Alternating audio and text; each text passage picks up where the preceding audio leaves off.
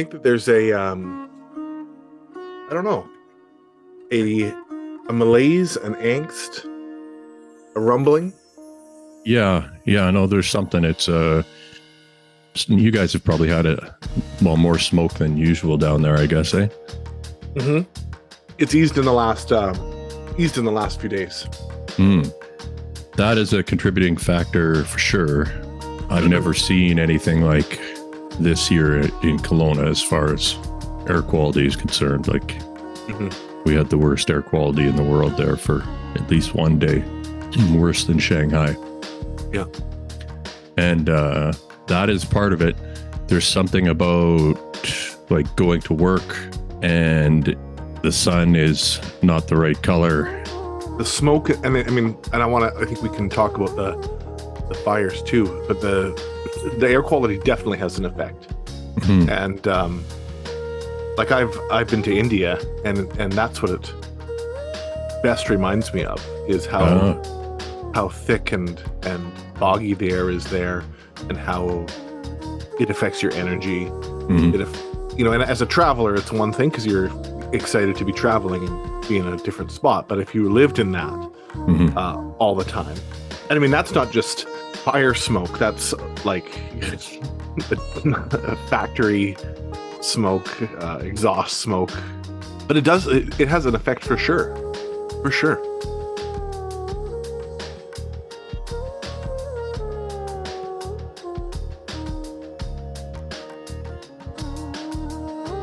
Welcome everybody to A Recovery Machine. My name's Nathan, joined as always by your co-host, Corey. How are you doing, Corey? Hey, I'm pretty good. I'm happy to see you. Happy to be doing another episode. It's been quite a while. I don't even know, but quite some time. This is the longest layoff we have had by far, I believe. And, and it's not for a lack of trying to line something up, but more due to factors beyond our control, such as forest fires and illness and et cetera. Yeah. So, yeah. Before we get to that, how are you doing? A complicated question for you. How are you doing? I'm not doing great. I physically, I don't feel very, very good. I'm the way everything kind of happened here. I'm not sure how familiar. Well, Corey, you know what you've been watching the forest fire situation here in BC, but if people don't know, Canada has been having the worst. I think this is the worst forest fire season that we've ever had, but BC in particular has been hit by several different fires, and one of them chased me and my family out of our place here in Wilden, Kelowna. So we were evacuated by that one, and that was an interesting experience, just because I've over the years I've had opportunities to watch forest fires and from a distance, and sometimes closer than I'd like to be, but this one was strange in that we were ultra prepared, in that everything was ready to go. Like, the vehicles were gassed up, we had all our go bags and everything sitting there, but I still didn't expect to be evacuated anytime soon. I mean, I was literally sitting down here on the computer trying, I'm looking at wind patterns and, watching this fire on the other side of the lake, because it was basically the West Kelowna fire that we were worried about, because it was moving fast and it was throwing embers. And you were at a meeting with me that evening. Yes. Yeah. So it wasn't long after that, probably a couple hours after that, and that fire jumped the lake, and then I don't know what the distance is from here, a couple kilometers, I guess, from the lake to where I am, but it did that so fast that normally you get like a text warning on your phone that you're being evacuated. It was faster than the online services could keep up with.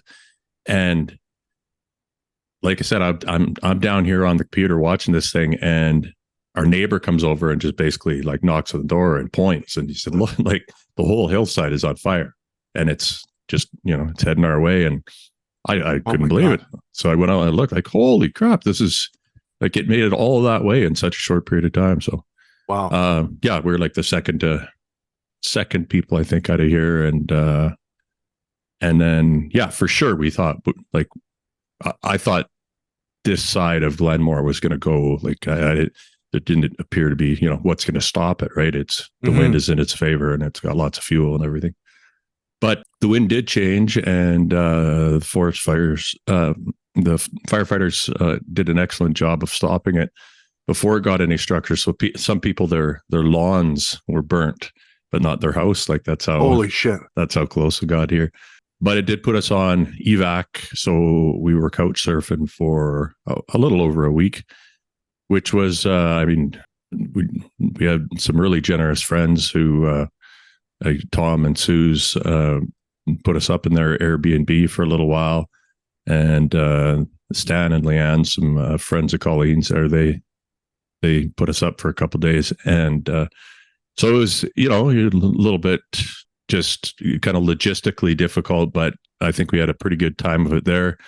And then, of course, I've also got people that I care about and a rental place there in Lee Creek that was same situation, fire right on the back door. And I still don't know exactly what's going on there, but so that kind of stuff was, stressful or whatever. And then dealing with the smoke and we had, from a logistics point of view with the pharmacy, trying to facilitate getting medications to people in shelters. Halfway through one day, the shelters just got evacuated to Penticton.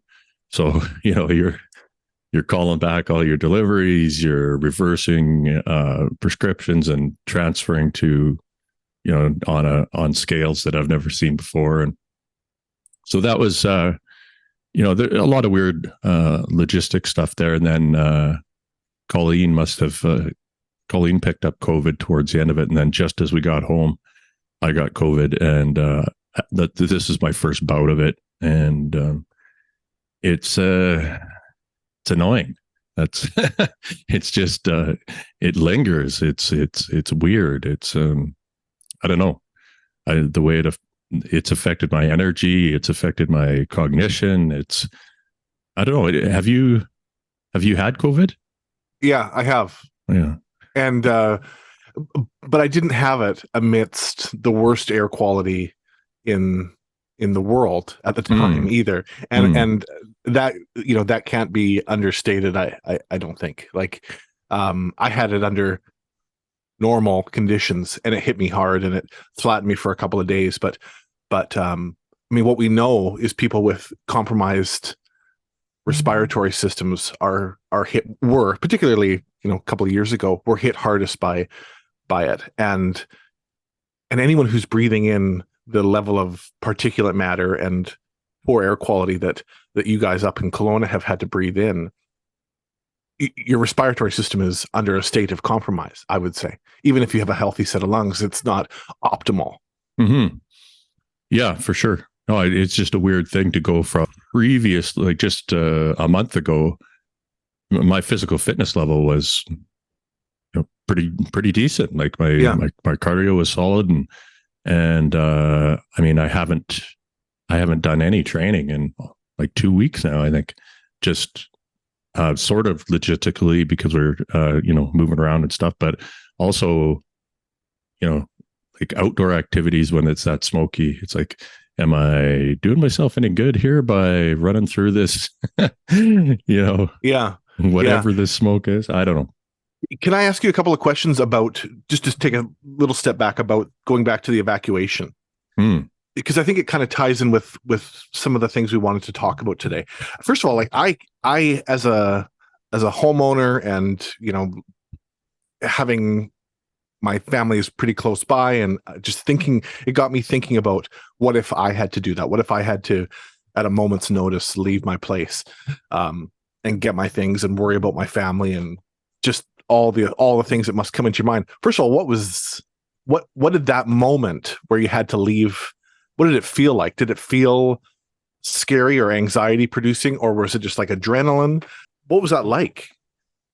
I guess I've been preparing for this type of stuff for a long time. Like I'm somewhat of a prepper. Like I've kept a fairly detailed, like I'm always ready basically for, like various civil unrest is, one of the higher likely ones, but forest fire, stuff like that, those kind of evacuations, I'm just always prepared for it because it's just, the writing has been on the wall for a long time. I mean, I don't, I don't know what to tell you if you're not expecting more of this, but it would be nice if somehow we were going to get out of this, these kinds of weather patterns and increased wild weather without these types of situations. But I don't see it personally. I mean, I've been watching the numbers for a long time, and it's basically doing exactly what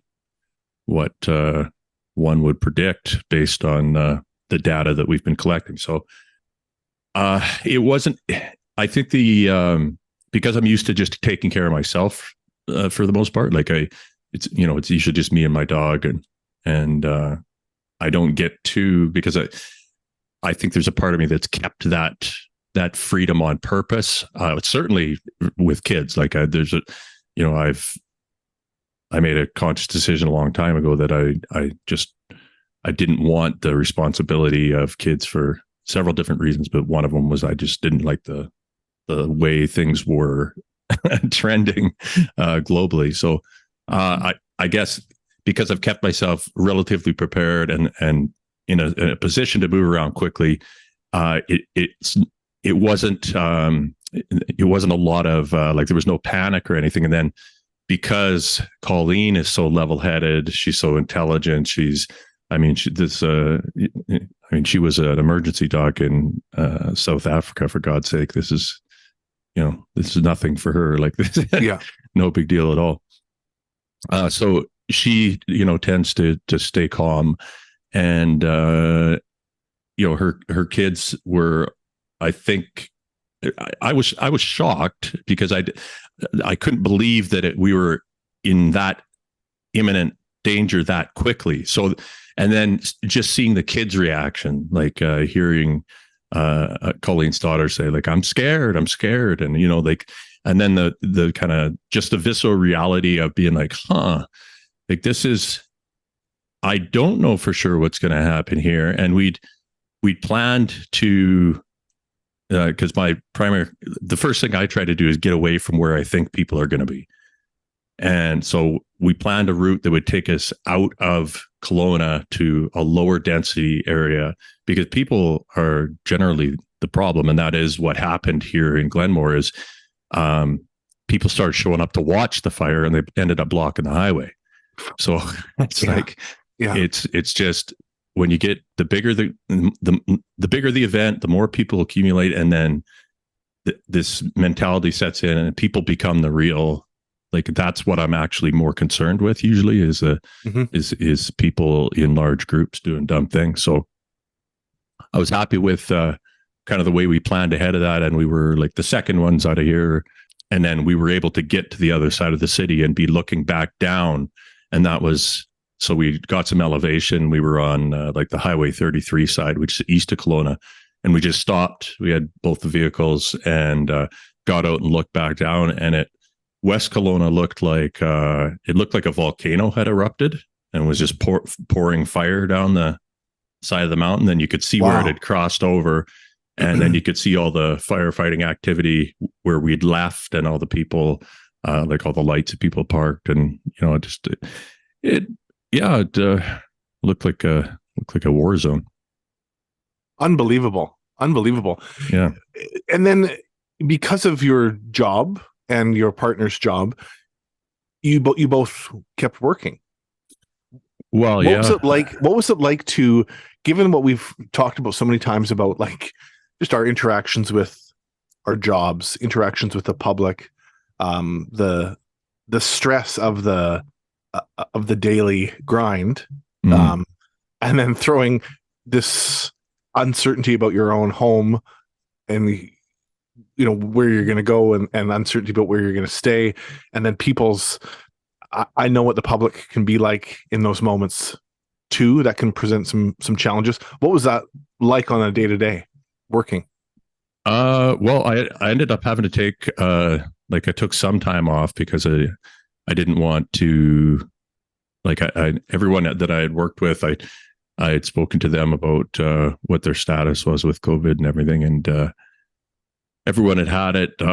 So I just waited until like I was not testing positive before, but I still I don't know like how long it's going to take. Maybe, what am I on here? Maybe day 10, or it's got to be close to 2 weeks, or maybe no, day 10 is probably closer to it. But anyway, it was, so I think normally it would have been, it was very stressful, Corey. It was very stressful. How about that? That's fair. Yeah.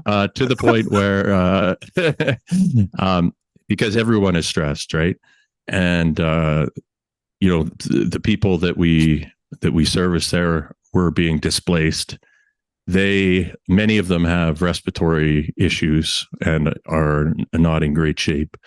So, they're trying to stay sheltered, and there are, like, some of the shelters do have pretty good air conditioners and stuff, so that helps somewhat. But I think the staff in those facilities, everyone's just feeling that extra kind of intensity, and so you're getting more people kicked out because I think the people who are working there are just on edge and they're tolerating less, and so you're getting more people losing services, and then you get people who are just wandering around the streets, basically coughing their brains out for 3 days in the smoke, right? Mm-hmm. And then having to move multiple shelters, that must have been, I can't imagine what that was like for the facilities themselves. It was a logistical nightmare on our end for sure. And I just found that, and then when you're not feeling too good too, it's interesting how I try to be compassionate, and I try to have patience, and I try to be tolerant, and man, does that go out the window quickly when the worse I feel, the harder it is for me to give a fuck.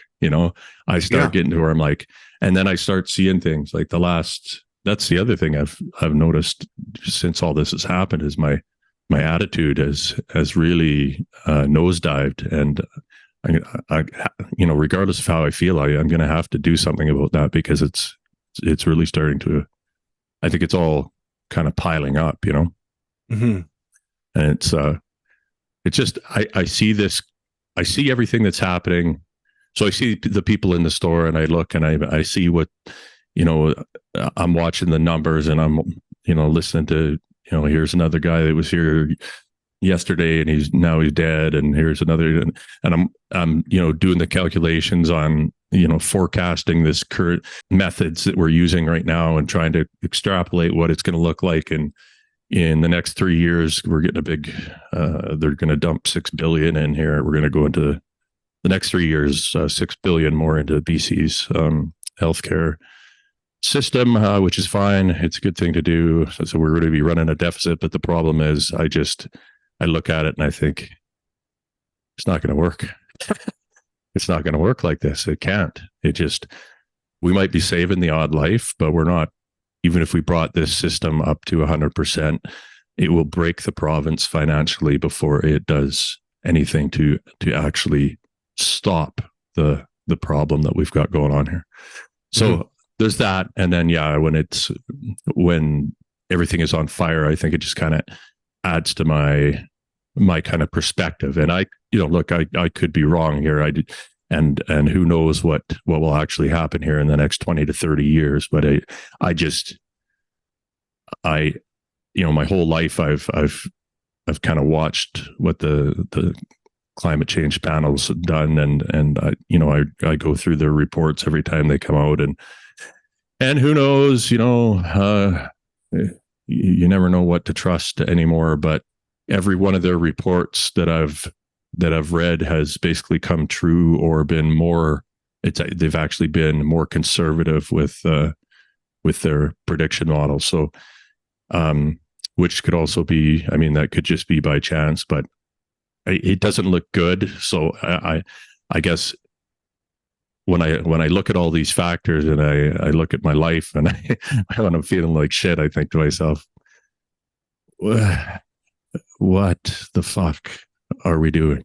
Like what is the point of this, you know? And it's easy to kind of get going down that kind of a road, I guess. Yeah, that's the old voice that we've talked about so many times. Mm-hmm. Yeah. And I mean, I would say that the conditions were pretty ideal for that voice to to come back in. And they have for me too in the last couple of weeks, without having gone through what you have been through, which was I know that you'll probably I know that you probably wouldn't describe it as a trauma, but like a pretty disruptive, uncertain, freaky thing to have to go through. But you know, for me, it's not only the presence of that negative voice that is a problem, but it's then my other voice that criticizes me for allowing that voice in. And it's, and, you know, that's some of the cascade that can happen, is that we, I think quite understandably, there's negativity there, or there's like a feeling of hopelessness or angst. And angst was one of the words that I wrote down to talk about today. And is that angst warranted, or what can we do about it? But I think for me, it's always most problematic when I'm like critical of myself and when angst leads to hopelessness. And that hopelessness, I think, comes from criticizing myself for being filled with angst. Yeah. Well, I mean, I guess we got to ask ourselves what we're getting out of feeling like you're experiencing angst or uncertainty about the future is a natural thing that humans have been experiencing since since the dawn of time. What are we getting out of that right now under these circumstances? Experiencing angst, you know, I think there's great question. You know, can you see? Go ahead. I was going to say, do you know the answer to that question? Well, I think there's an answer from an evolutionary point of view, in that, you know, anxiety, angst, anything that maintains your attention, whether it's on a negative or a positive thing, it's usually a survival mechanism, right? Yeah. So, I mean, the people who are more anxious about the tigers that were lurking around in the forest outside of the camp, as opposed to the people who are all relaxed and not worrying about it, the anxious ones probably survived and passed on those genetics more often than not. Mm-hmm. So there, you know, it's just under these circumstances where there's basically nothing we can do other than, you know, try to properly or, you know, process this kind of anxiety or angst in a healthy way, so that we can be maybe of service to somebody who's not processing it in a healthy way, and, you know, just to try to help other people out. I guess I don't know, what is there any value in it at this point, or should we just be doing our best to ignore it and not chastising ourselves for going down that road? Well, I think definitely for me, it's harmful when I chastise myself for it. And I do that. I was doing that this morning. So it's a regular thing for me. And chastising myself for it is never helpful. It's more helpful if I talk about it and get to like the specifics of why. I think you're right when you were talking about the roots of angst, that it's about like self-protection, and or anxiety or uncertainty. So talking about it is most helpful. Ruminating in it alone is least helpful, for sure. Yeah, isn't that the truth, eh? Yeah. That being alone, and that was the other kind of interesting variable, was that my partner and her kids had decided a couple months ago that they were going to do a trip to PEI. So the way it worked out was that when we basically, as soon as we were allowed back in the house, the airports opened and they decided they're going to take the trip because why not, right? Get out of this area, get some fresh air, whatever.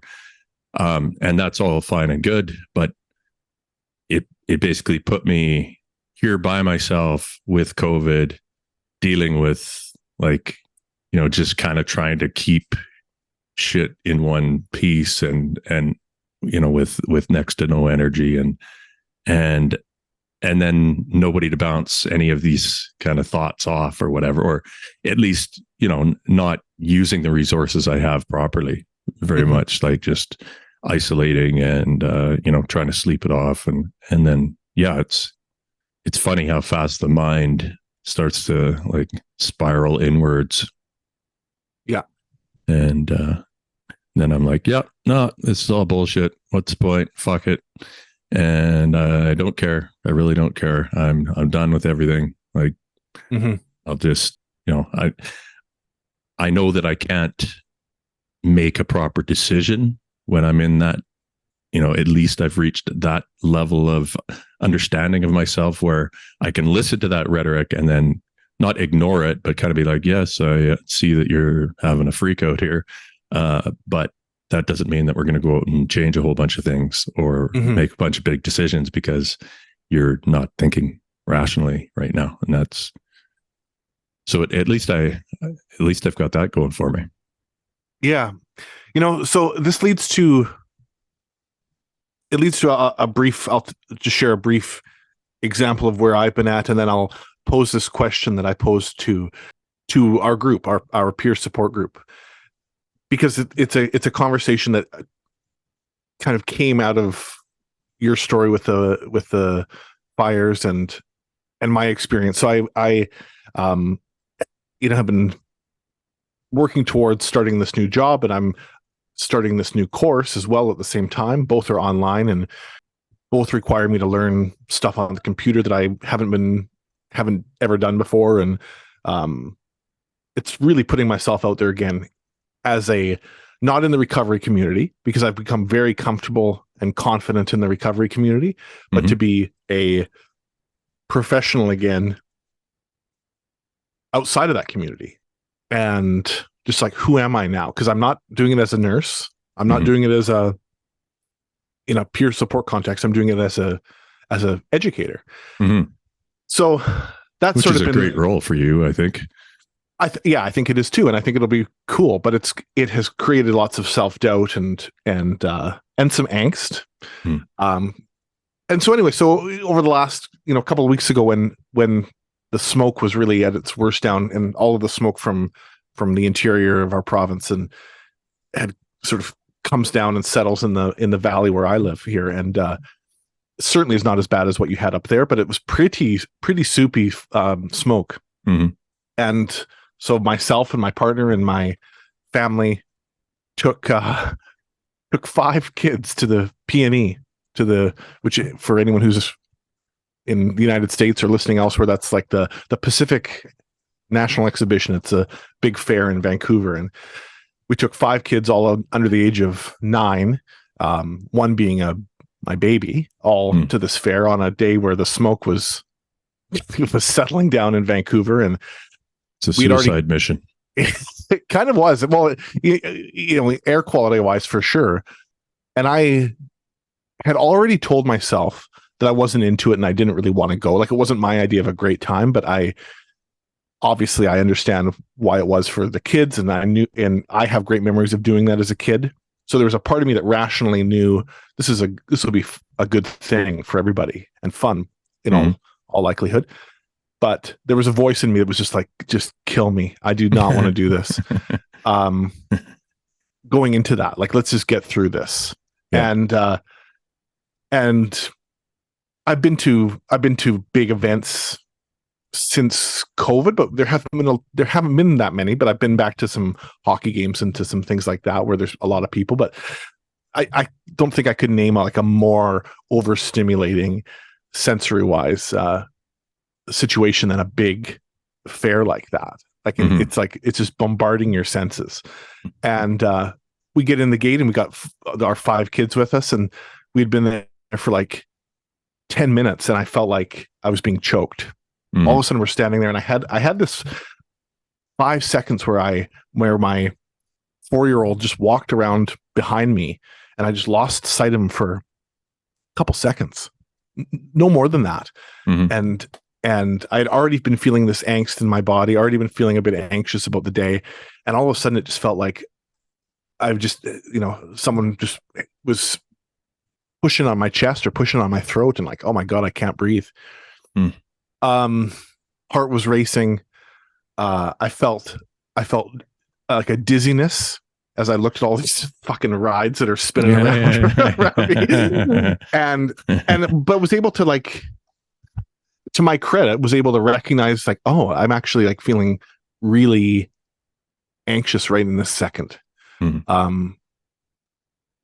Identified it quickly. And within 2 minutes of that, I thought, I've got to speak this or I'm going to screw this whole day up, or like, just either like feel really shitty and internalize it for the day, or like be an asshole to my family. You're going to have a freak out and kill somebody. Yeah. Or something like that. Right. Yeah. So I shared it, just kind of like, didn't make a big deal, but shared it with my partner, shared it with my sister. They validated it. They were like, yeah, we get it. Like, understandable. They also saw from a little bit further back that moment where I just for a second couldn't see my son. And I was like looking around. They saw that moment and validated that. And it was really amazing how that quieted that feeling of anxiety. Like pretty quickly, within 10 or 15 minutes, I felt better. It wasn't immediate, but like it soothed it. It like popped that balloon. And I haven't had that experience in a long time, of like being out somewhere, being in a social situation or any kind of situation where it's just like, whoa, it comes at me, and kind of sneaks up on me. Yeah. Sounds like you were almost at the level there where you're going to have a panic attack. It seemed like I was gearing towards that. And again, it comes back to what we were just saying about like the power of speaking it and the power of reaching out and connecting with other people to help diffuse that. For me, that really helps. But it made me ask the question, and I asked the question, I think the day after or 2 days after, to our community, like, does our capacity for anxiety or stress or stressful situations, has that changed? Has that changed while being off work, while going through the machine? Does getting sober, quote unquote, does that change our capacity for stress and anxiety and uncertainty and all of these other negative things? Were we able to cope better in substance use or having that? Were we able to cope better? Was that just our own sort of foggy perspective where we thought we were coping better? Were we actually coping better? Or because you sometimes hear like the people who are real champions of recovery who, oh my God, like, things are so beautiful now and I just appreciate all of these moments and everything's so rosy and sweet. And going back to the moment at the fair, I look back at all of the pictures that we took and I thought, how cool that my two little kids and their cousins were all there having a blast, just experiencing this sort of pivotal memory of childhood, and I got to watch it. I was able to see and appreciate that. But in that moment, struggling to cope with that, has our capacity changed? Yes, I think our capacity is dynamic, and I think every one of those things that you mentioned changes our ability to tolerate stress. I think we start out with a natural kind of genetic resilience that's then kind of either built up or broken down by our early environment and the family dynamics that we grow up with and stuff like that. But I think, I have been thinking about how drugs impact that in the long term, in the short term. And I know we've discussed how it's kind of how it worked for how opiates specifically worked to our advantage in the short term to get through, difficult shifts at work and stuff. And what I found with that was that once I became a chronic user of opiates, then I did kind of walk around with like it was sort of like having a superpower for stress, but it still wasn't like that was not sustainable over time. And even that eventually, like maybe when I first started, I felt like I was almost completely invulnerable to workplace stress, for example. And then after, say, a year of using opiates chronically, I felt like it was down to like maybe an 8 out of 10, where when I started, it was maybe a 6 out of 10 type of thing. So I was still getting enough of a benefit out of it to continue, but it wasn't like it was before. And then when I stopped opiates, it was as if I was like an infant again. It like literally all my senses were just greatly exaggerated. I was emotionally labile. I couldn't, like, maybe you at first you would, like, when you're in acute withdrawal, you have no stress tolerance at all. But let's say a month out, I might have been at like a 2 out of 10. So I could I could handle very little on my own. Like if everything was going perfectly, I would still be not doing great. But if there was even the slightest hitch I would have like a full-blown meltdown. So yeah, there's a period of time where you can build your tolerance to life back up. You can build your tolerance to some environments back up. But I also think that and I've actually been thinking about this lately, and I almost wonder if, all these cases of PTSD that we're seeing, thinking about, I think the ER nurse is probably the RCMP officer who's working like, anything to do with homicide in particular, or veterans who have fought in any war. I think there's definitely some thresholds that once you cross, it seems very difficult or almost impossible to come back to your baseline as far as what your normal, pre-drug or pre-experience tolerance, ability to tolerate stress is. So I've kind of been just lately wondering if those systems, is there any way to measure them? We can see some stuff on functional MRIs with PTSD, but I don't know if it's possible to. I suspect it must be possible if you dedicated your whole life to being like slowly kind of starting, like maybe go live in a monastery for a year, practice meditation or something, right? And then from the monastery, start venturing out and doing little mini exposures. And then, over the next 20 to 40 years, you do this massive gradual rebuild of your nervous system. Maybe if you did something like that, then it would be possible to, kind of naturally weave your way back to a 10 out of 10 stress tolerance where you're dodging bullets and it's not bothering you at all. I don't know. It's but you're bringing up a really good point there, like, and bringing it back to what we know about the machine and about healthcare workers who go off work, or any kind of a professional who gets in with substance use and then ends up getting sent off work, and they're off work for a period of time. And what we know is that period of time is an extended period of time, and longer than they are told it will be, and longer than they want it to be. Yeah. But there's for myself, there's such an atrophy that has happened. Oh God. Yeah. It's very difficult. I mean, and I guess so. What I wanted to ask myself, what I'm asking myself in this conversation right now is like, I was never asked, like, what what level of tolerance do I want to build to? Like, what is my goal level of tolerance? My goal level of tolerance is certainly not to be back in the trauma room looking after trauma patients and all of that stuff. Mm-hmm. Obviously, I left that career, but that period of being off work and being isolated and living in a sense of shame, it isolates you further and it atrophies you further. And there isn't in order to get back to work, and that's why the whole gradual return to work thing is kind of bullshit. Because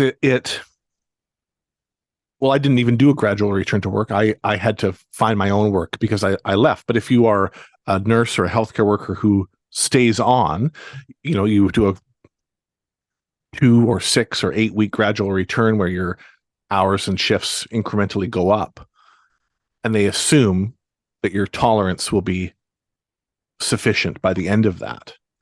But if you have to do it on your own, I slept and said on my own, as I've had to do it on my own, I've wanted to work. I'm looking for a new employer. You can't say, hey, can I do a really slow gradual startup as you've hired for me for this job so I can build my tolerance? You can't do that. Well, you can. I suppose you can. I've done it many times actually since, and I never went back full time again after, once I realized that was just not a possibility, and I wrote that into the terms of every agreement that I've had since. And with this last situation, I was very upfront with the owners of the store, and I wanted them to know exactly what they were getting into with me, and I wanted them to understand where I was coming from, and that I do have, they're getting some value for their money, but there's downsides to hiring me too. And in that environment, in the environment I'm working right now, I had never been involved in a place that was dealing with narcotics on that scale before,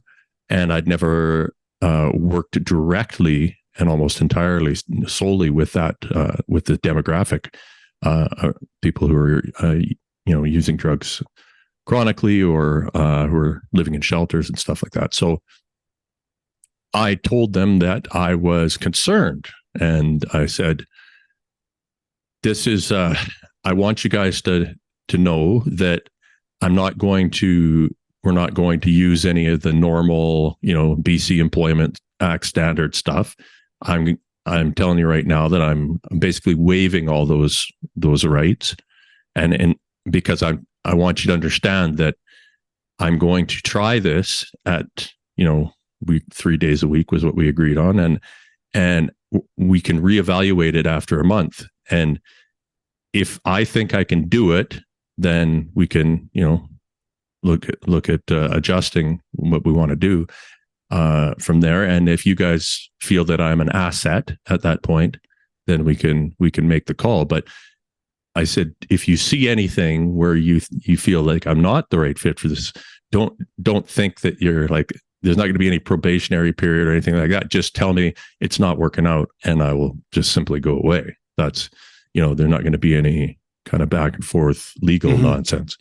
So, and they were happy with that, I think, because that, really that gave them a good opportunity to, that's a genuine probationary period. Like there's no set recourse line or anything as far as, if they wanted to get rid of me, they could still get rid of me. And I would just say, no, that's fine. If I'm not I want to be here it's a very, it's a different position. It's a complex position, and both of, it requires an ability to handle stress and logistics that is much different from a normal pharmacy. And so that was my kind of solution to making sure that I wasn't taking on too much too fast. But I agree with this situation. Let's keep looking at ER nurses here, because when I think ER nurses, I think they're the most salient example of a situation that is just not working out. Like the fact that, I mean, when I was a couple of days ago, I was just sitting here and I was thinking about how many nurses over the years I've seen turn to hydromorph on the job. And I think to myself, like, what a bizarre workplace environment. What a strange career that would put you in a position where, you know, I would struggle to find a single person who would guess in their wildest dreams or nightmares that they were going to be a nurse and it was going to lead to them using IV or IM or anything, like, you know, injecting hydromorph on the job. Oh my God. It's just, and the fact that it's so rampant, and it speaks volumes about the working conditions. Mm-hmm. So this idea, when we're talking about, you know, weakening one's resilience or whatever by going off work, and for anyone who's had that problem, addiction problem with hydromorph or anything else, I think a better solution would be we can't have people off work for more than a year if they're going to stay in that field. I would say would be the first stipulation. Because the stats after a year get bad, like as far as mental health, and you're even returning to work, the chance of you returning to work dramatically decreases after a year. Yeah. So I think there needs to be a set period of time where the focus is entirely on the individual getting their ability to make a authentic, well-informed decision about whether or not they want to continue in the field, you know, and so that would require some resources and some personal work, and you know, probably talking to a counselor, a therapist, whatever, getting to the point where they could make that decision. And then if you are going to continue, I think a real graduated, not like, oh, we're going to do half shifts for 4 weeks and then you're back to, you know, a 1.2 or whatever, right? Like it would, a real graduated where you start with like, I don't know, half shifts, 4 hours, just as because some of these people are going to, like, they're not going to be able to do it because of PTSD and stuff. So we're assuming we're ruling that out. So people who do want to continue, if they're going to go back and be in anything that resembles that same environment, then I think you have to start way, way slower, and but get them kind of in there in some capacity earlier. Mm-hmm. So maybe you'd want to get like a 6-month mark, probably is good for most people, just as a general, you know, from what I've seen. So once they've had some time to collect themselves, then start, you know, going in, looking at different job options. Or if you do want to go back to your same job, you know, just go in for a couple hours to identify, you know, start picking up on the points of, you know, where were the triggers for stress? What were the things that broke me about this position? Can they be remedied either through, you know, greater coping mechanisms that can be developed over time? Or is this something where I need to move entirely out of this field or out of this department or whatever? I think there needs to be a lot more time given to that period of kind of examination, so that we could avoid. So I think that the biggest travesty, besides the point that we have this in the first place, is how many relapses we have with like how many round 2s and round 3s. Yeah. I mean,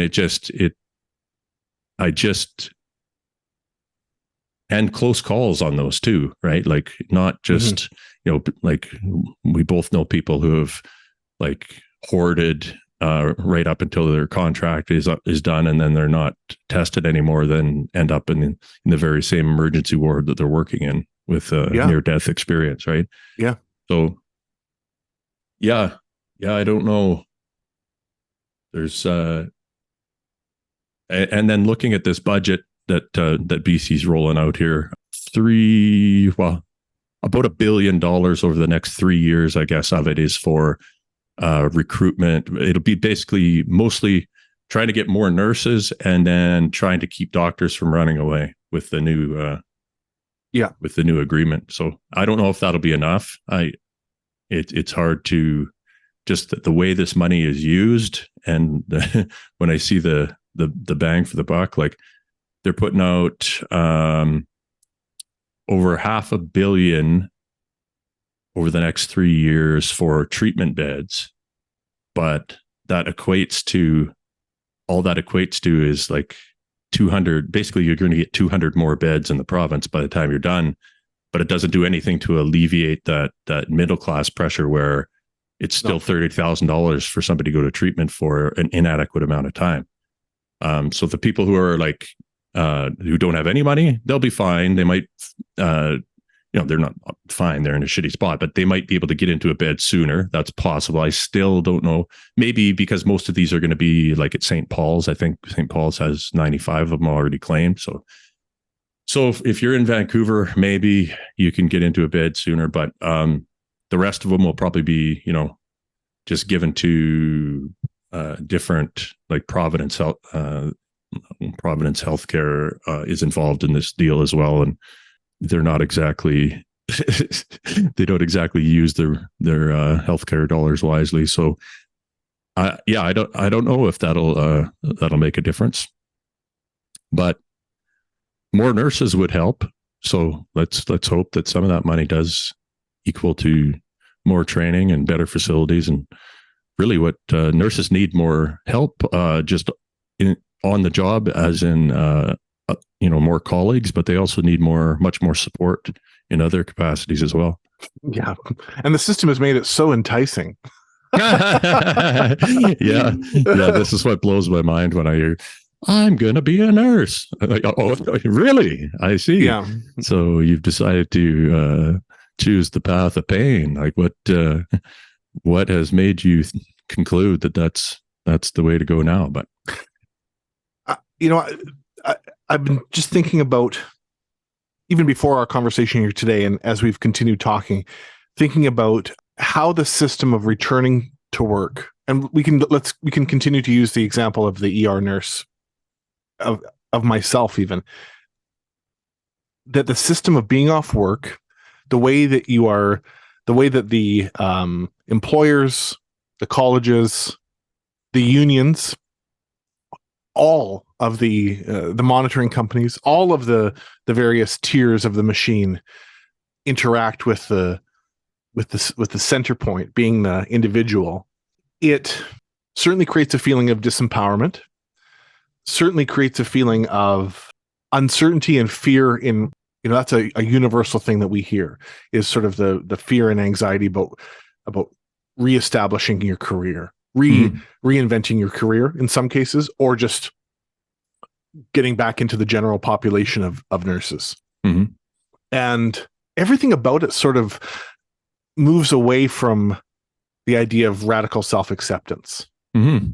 Radical self-acceptance being that you embrace all of these sides of yourself, you embrace your faults and the fuck ups and the things that are tough and grizzled about yourself.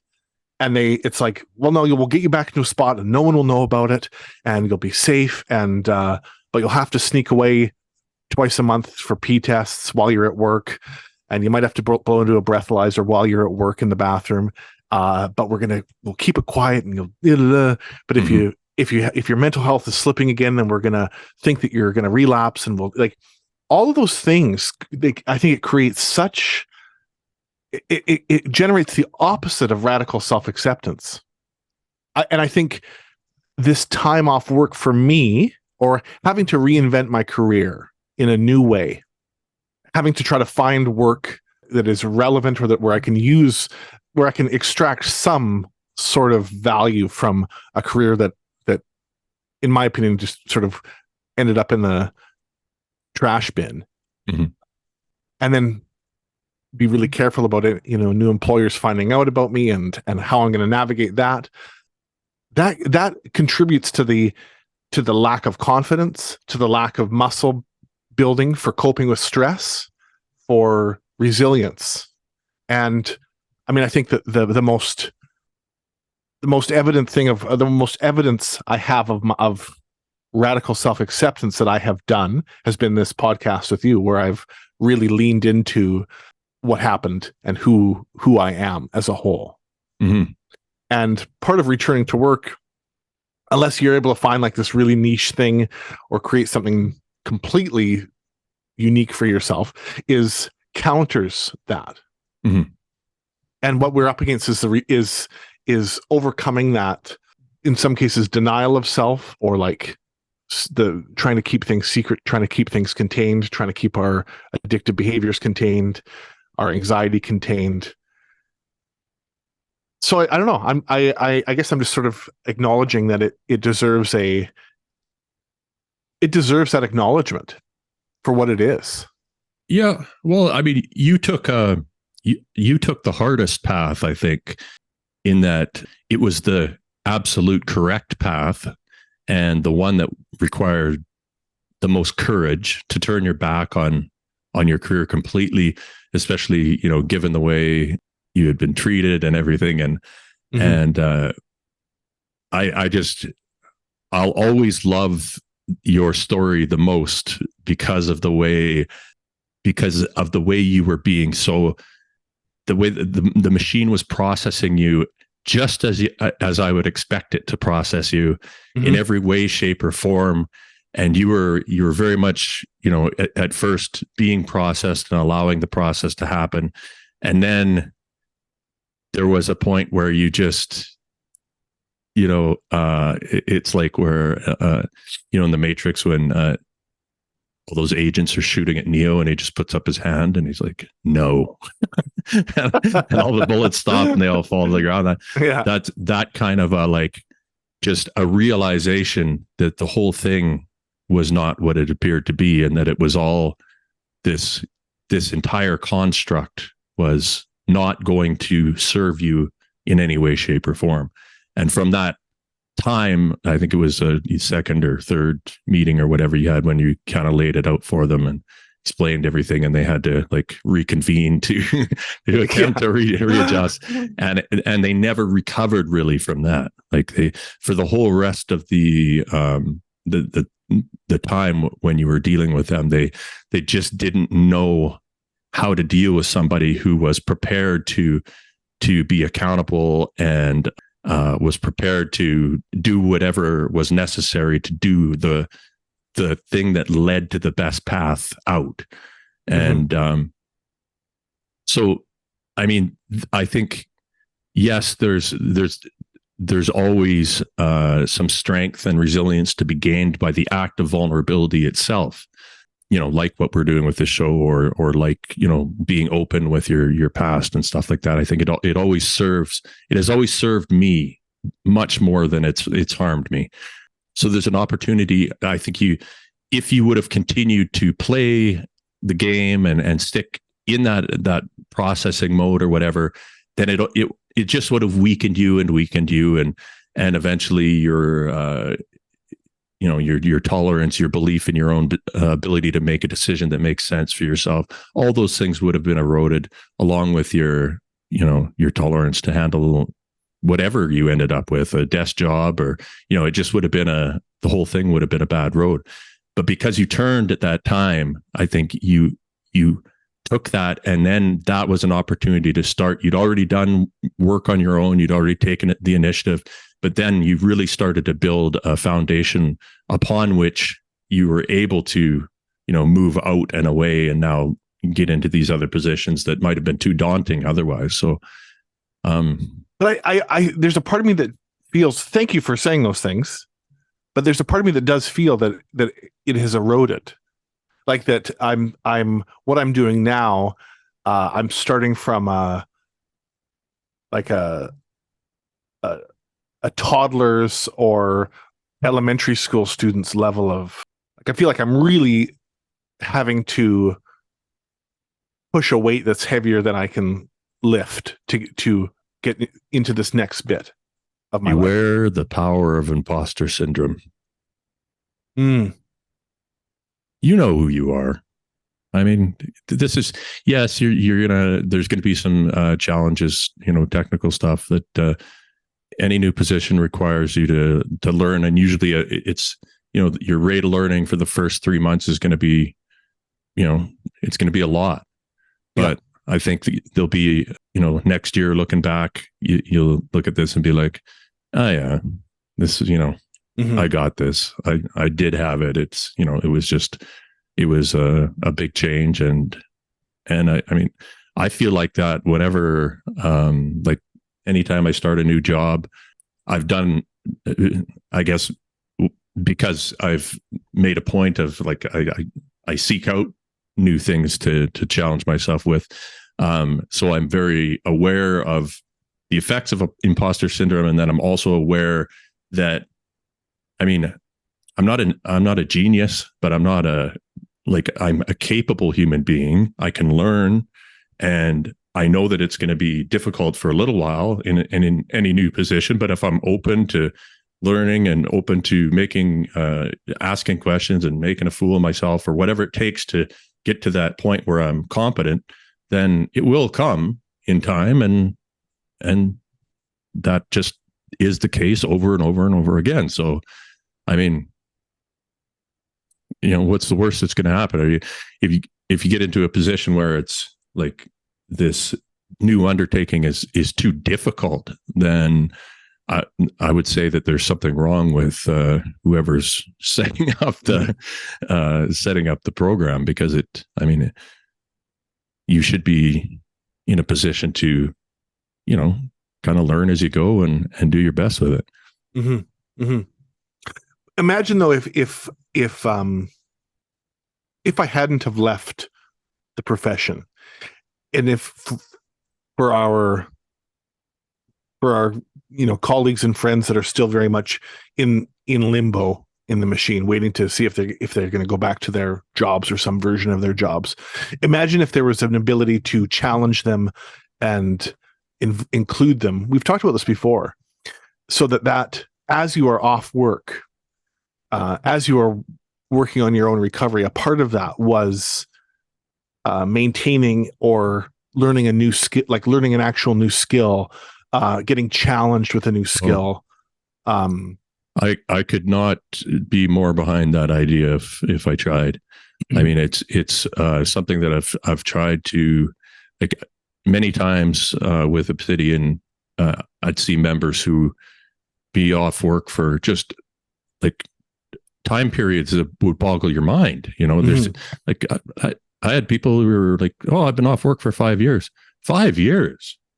What is the game plan? I mean, unbelievable. Yeah. Why on earth would you, like, what are you holding on to? What are you waiting for? What are you doing with your time? Like, I mean, if you've got, obviously it's an excellent time if you've got the time off work and you're fortunate enough to have the means to work on yourself and do the stuff that's required to figure out what went wrong with, if you did get into trouble with addiction or whatever. That's great. But yeah, I mean, there's so many things you can learn for free right now online. Like, I mean, it's just pick anything. It doesn't have to even be a marketable. Just pick something you're interested in, just to keep your mind working and keep your confidence going. Yeah. I mean, yeah, I agree with you. I think if I can think right now of within the first, let's say after I finished the outpatient rehab program, which was like 3 or 4 months after I first went off work, I did that program. And if at that point, then I could have added one other thing to my life, I think I wish that I had started a course and not worried about insurance, not worried about workers' compensation, anything like that. Like, what could I have added to my recovery? It would have been then, and 2.5 years ago, signing up for some sort of a course to start it then. Not just because then I'd be further along in some sort of a career, or I might have a God, I might have another degree at that point. But that muscle would have been exercised. My confidence would have been higher. Even if I took courses then and went into the exact same job that I'm about to start at, I would just feel that much more confident. Right. Well, even if you could have done a podcast, marketing, SEO, social media, advertising, Yeah, all those positions we need. Damn it. But yeah, I hear what you're saying, and I agree completely. It just, I mean, it makes you more marketable. It keeps because I think, even, what was this last stretch I took off? I think once it's been 3 months and you haven't like clocked in anywhere, if you don't have something going on, like your own business or some other endeavor, or even like this podcast, it's a lot of work, but I think for both of us, it's meaningful work. It helps us kind of sometimes organize our own thoughts around, what our values and beliefs are. Definitely within this subject material. But it's all these things kind of, they keep you moving and they keep the mind engaged, and they all drive towards purpose. And, if you stop doing everything, I don't know. For me, it's just, it's disastrous. I basically have to try to keep doing something.